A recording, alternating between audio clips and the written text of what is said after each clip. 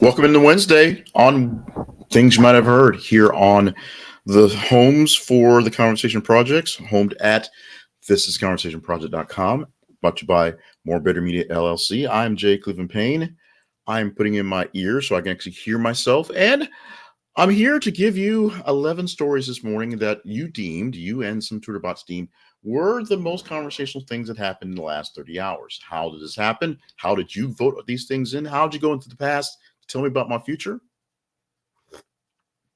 Well, it's very simple, Marty McFly. You do that by voting these things up on what we call our feeds. And our feeds are literally our feeds on Facebook and Twitter. We'll explain those in quite a bit. But remember, our main website, thisisconversationproject.com. Check it out for info on the feeds if you want to get ahead of us, or also information on partnerships and sponsorships, things keep things going, and other things in the brewings for the Conversation Project. Let's get into the actual news stories. Lots to get into, so we're going to burn this as quickly as possible.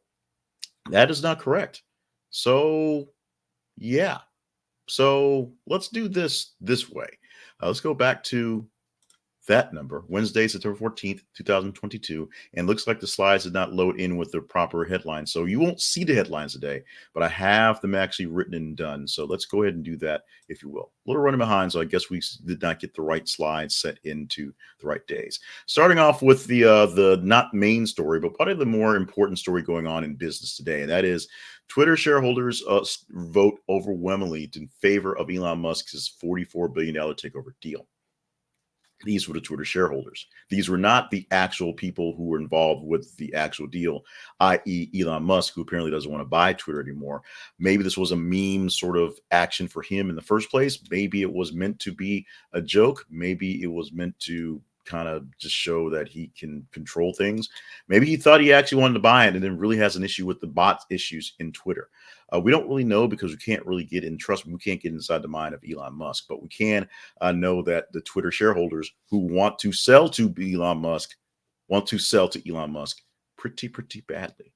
Our next story is on Ken Starr, the prosecutor in the Clinton Whitewater probe, dies at the age of 76. Now, he's gone on to greater notoriety beyond the Clinton probe, beyond the blue dress, beyond all that stuff, his impeachment trial, beyond all that stuff, to just kind of be sort of a figure, one of those odd uncle figures in the Republican Party going forward, popping up in various news sources as various correspondents, just to sort of give his response on things here or there. He brought some early correspondence to the first trial, the first impeachment of Donald Trump, essentially, cheering on Donald Trump, if you will. But he has his role in various things beyond his government job of being the prosecutor for a Whitewater probe way back when. I said Whitewater probe. Essentially, what came down to the blue dress started off in a issue that was actually an actual case. Ken Starr, who basically was a big part of that, died at the age of 76. Also passing at the age of 79, Uncle Jack Charles, who's an actor and revered a Victorian Aboriginal elder. He died at the age of 79. I saw this oddly enough from a post on Facebook from a friend I have in Australia, a friend I've never met, but you know how Facebook sort of works, a friend I met through some other group. And I actually have a lot of love, if you will, from this actor. There's a lot of back in my unemployment days when I was watching a lot of Netflix because I had the time and had to kind of literally figure out ways to keep myself from not crying a lot. There were a big batch of Australian TV shows on Netflix at the time, and he was in a bunch of them transported to us on the Netflix. So got a chance to see his work. Brilliant actor, and he'll be missed by the folks over there and many folks over here as well. Ken Starr, we'll see how well he is missed. I said those words out loud. Phoenix Suns team owners Robert Sarver, that's the owner, suspended for 1 year, fined $10 million after NBA investigation. I had the story up, and so I'm going to see if I can pull this up and read from this a bit. It's not very often that you're hearing from the lords of the franchises that they get in trouble because, they've got the money, they got all the stuff going on. But Sarver was suspended yesterday. The word came down from NBA for, quote, workplace misconduct and organization deficiencies found during the investigation. The league on Tuesday announced the results of a 10-month investigation into allegations made against him by numerous people who had worked for the Suns organization. The league will also require Sarver to complete a workplace training program. Essentially, this is bad boss stuff. A total of 320 individuals, including current and former employees who worked for the team during Sarver's 18-year tenure, said, quote, and, quote, other relevant individuals were interviewed as part of the investigation that was announced. Essentially, racism and misogyny is what's going on, and the toxic work environment thing. So this is not so much the very in vogue sexual harassment thing. This is the old chestnut that's just, being a jerk. And that's what we have here for Robert Sarver. Britney Spears is accused of body shaming at Christina Aguilera in dancers. Let me say that again. Britney Spears is accused of body shaming Christina Aguilera's dancers. She owns the dancers. That's what it's the plural of that one. So what happens here? Britney Spears went on a rant on the social media, which she's doing a lot these days, which she wasn't doing when she was under the conservatorship. Not that she needs to be under conservatorship, not that she needs to be under any watch, but back when she was dealing with that stuff, there was a lot of easy feelings for Britney because people thought she was being ragged on and being controlled. This is her complaining about being ragged on and controlled, but also bringing up beef with Christina Aguilera again because it's 2022 and we got nothing else better to do. Britney Spears said in a long rant basically about her backup dancers. She could not pick out anything in her life, including the backup dancers behind her, complaining that they always picked really skinny, small backup dancers to make her look large, with the statement being, if I had Christina Aguilera's backup dancers, I'd look tiny because Christina Aguilera had fat backup dancers. Last part is not what she said, but what is implied. So we're going back 10 years and we're going back to the MTV beefs. And we went back to the picture that's up there of them doing their sort of mea culpa MTV appearance because it's 2022. We got nothing better to do, apparently. Let's go to Simon Cowell and more beefs that are no longer beefs that may be beefs again. Simon Cowell confesses Jennifer Hudson's American Idol elimination, quote, wasn't your fault, unquote, blames Barry Manilow's song. Jennifer Hudson, who went to big old things after Simon Cowell said things like, you're terrible. Bad accent, I know. Basically just mumbled some other stuff. Said her being eliminated and being essentially seventh place in American Idol third season was a problem. He knew it was a mistake from the point that she was eliminated. He blames the song that she sang on Barry Manilow Week, that guy too, and just said it was a bad song. Song wasn't a good fit for you. Who picked that song? Who picked Barry Manilow Week? It was not me. I'm going to blame Paula. Of course, Jennifer Hudson, very famous for being fairly good and being eliminated in kind of a weird sort of no rhyme or reason because American Idol is as a karaoke show, that's a game show, went on to other things. In the early seasons of American Idol, basically everybody got a gig, everybody got a deal, everybody got a chance to do something. Jennifer Hudson got a chance to show up and show out early, and it showed that her talent was there. And she made the most of the talent that she had and has, and still keeps going. Of course, as we said earlier, she's an EGOT winner. She's won an Emmy. She's won a Grammy. She's won an Oscar and a Tony. She produces a bunch of stuff. She's a great mother, great person. I guess she's a great mother, great person. I don't actually know her that well, but she's doing lots of things. She's doing very positive things, and she's doing it with sass and panache and all those things. She also has a talk show now, and she invited her nemesis, Simon Cowell, on, who, by the way, Kelly Clarkson invited Simon Cowell on. I think he had the whole cast of she had the whole cast of America's Got Talent, him and his new crew on as well. So hatchets being buried, axes being dug, whatever. Bygones being bygoned now from these things. Let's go to the next story, which you can't see, and bringing up great people who I don't really know but seem to be great. Quinta Brunson. Quinta Brunson. She's an Emmy winner, donated part of the Abbott Elementary marketing budget for that Emmy campaign to underfunded teachers. Now, you probably did see a few banners, maybe a couple of newspaper ads in the trade saying, for your consideration, Abbott Elementary. Abbott Elementary was the runaway hit last season for comedies, half-hour sitcoms. It was like the only half-hour sitcom I think I watched all season last year, and the only thing I was watching in mostly real time. No more than a day and a half of being behind of Abbott Elementary, if not watching it live while sitting in front of my computer working on stuff. The creator of the show, who they'll all say is brilliant and going to do more great things as things go along with the show being what it is. Donated a good chunk of their marketing budget to underfunded schools, underfunded teachers, so they can actually get some work done. Good work. Congratulations. Applause to Quinta Brunson. And a new season of Abbott Elementary begins in about a week and a half at this point right here. Nintendo 64's GoldenEye 007 confirmed for Switch Online and Xbox Game Pass. Pause for hydration. Pause for effect. The Britney Spears story may have been the more engaging story we had, and by leaps and bounds, and I'm not sure why we're all that still into Britney Spears, but we are. This one was an extremely close second. Cough button. Need that cough button.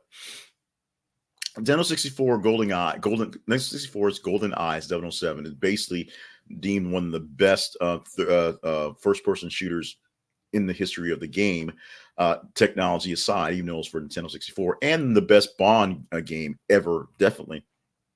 It's coming back. It's coming back better and sparklier than ever for Nintendo Switch and Xbox Games Pass. Now, one of the biggest issues that they had for this story, this actual game, was copyright issues. Was it owned by Nintendo because it's a Nintendo cartridge game? Was it owned by the studio that owned 007 and James Bond films? Was it owned by some troll out there? Guess what? Doesn't matter. That's been fixed. GoldenEye is coming back to your game console, if your game console is a Switch or Xbox, very, very soon. Mormon missionaries caught on video running away from a very gay doormat. This is a story that's been posted, floating around for about 2 weeks, I think. First time I saw something in this was 2 weeks ago. Then I finally saw one that had very, very interesting and a very easy to understand headline. And it said, it's time to post a gay doormat story with the Mormons. Now, Mormons, as a part of their culture, as a part of their charter, if you will, at around the age of 18, 19, essentially right at high school, senior age, go spend summers out in the world evangelizing, trying to convert people to the faith of Mormonism. They knock on doors. They say, hello, have you learned about the Book of Mormon? They come inside and they teach you about Jesus, the Mormon way, if you will.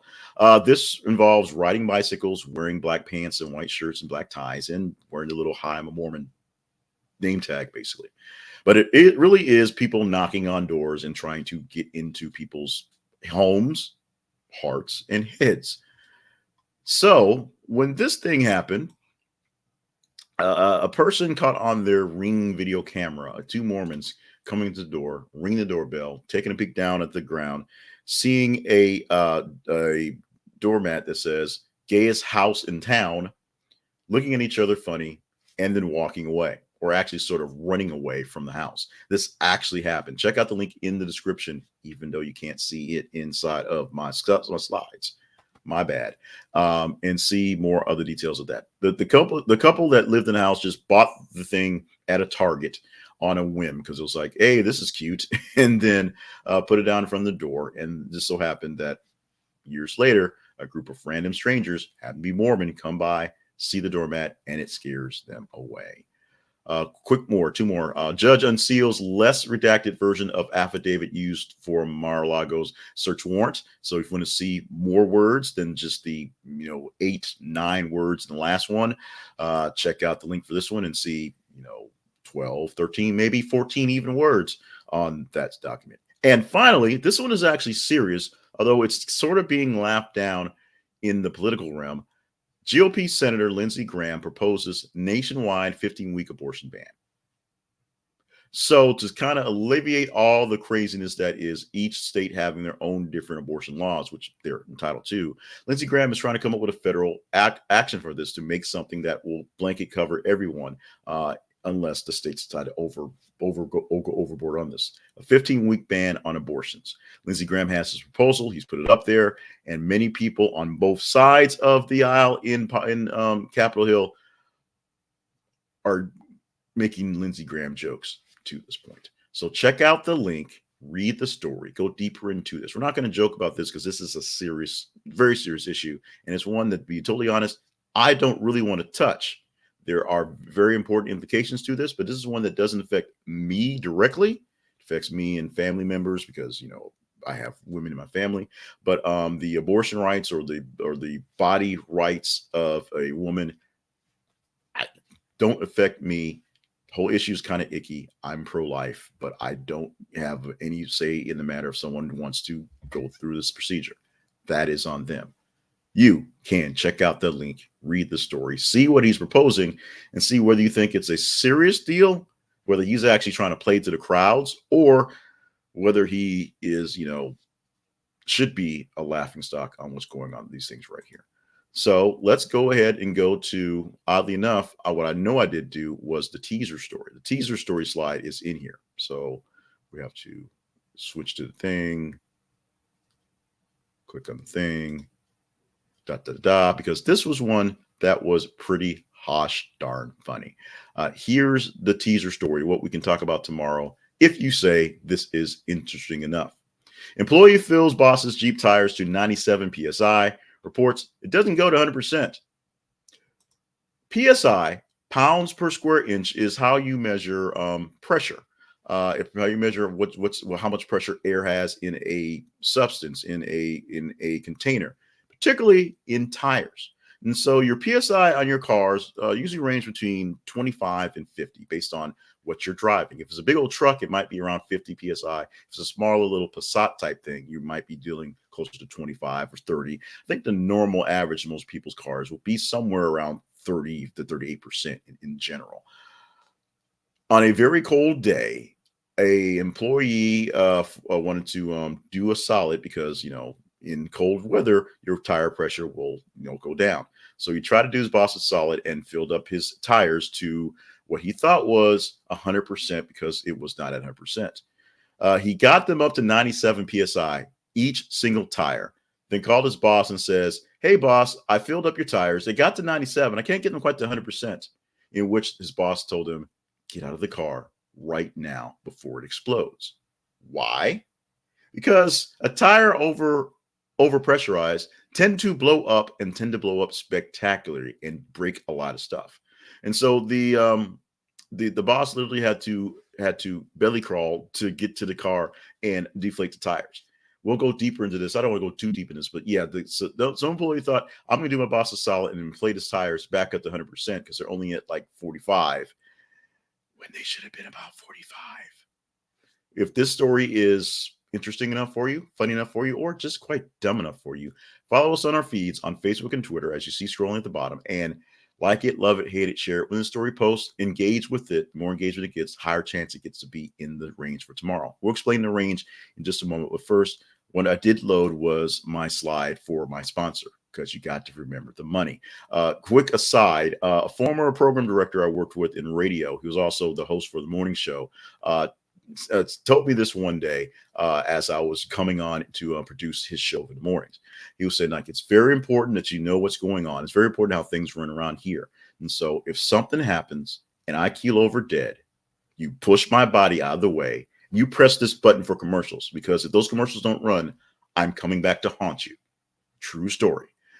So for some reason, commercials got in, but the news didn't make it in there. So sorry about that. But maybe this was meant to be. Maybe it was kismet. Maybe you're meant to not read the news long a day, but pay attention, because we're pushing for YouTube TV. It's time to cut the cord. If you haven't done it yet, it's time to really consider what you're going to get from it.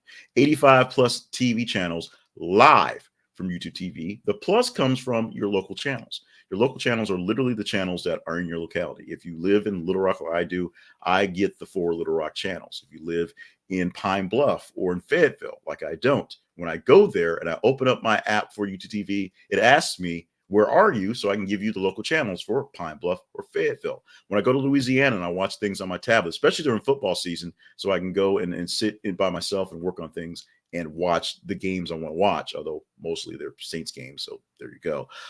They will ask me, where are you? What's your zip code? What's going on? This is temporary. Have you moved? So they give you the local channels. but the big channels are all there. Plus, essential big old things to get to you through the seasons, through your life in your extra TV world. You have premium channels and premium subscriptions for things like HBO Max, Showtime, all those channels. You have a extra news package. You have a Espanol package. You also get a sports package that allow you various different things, including NFL Sunday Ticket and well, maybe Sunday Ticket if it works, and Red Zone, which I had a chance to watch using my YouTube TV when it wasn't futzing out while I was working on things at a sandwich shop this weekend. I got all my football in on my phone because you use this on your phone, use this on your computer, your smart TV. You get 6 different profiles to add for this. So 6 different people get their own profile on channels, their own DVR, their own profiles going forward. Check it out at thisistheconversationproject.com/YouTube and get yourself $30 off your first month. What? $30 off your first month? What? This is theconversationproject.com/YouTube TV. Get yourself in the savings of your sanity and your money. Cut the cord right now. Websites of note, as always, starting off with thisistheconversationproject.com, your home for the Conversation Project. Our feeds on Facebook and Twitter, follow them. And as you follow those feeds, what you do is stories pop up every 50 minutes with headlines and links to the stories. Like them, love them, hate them, share them. Read the stories. Be involved. Be engaged. Use us as your tertiary news source, as your news side piece, so you can get some of these stories that may take a while to trickle into the mainstream media.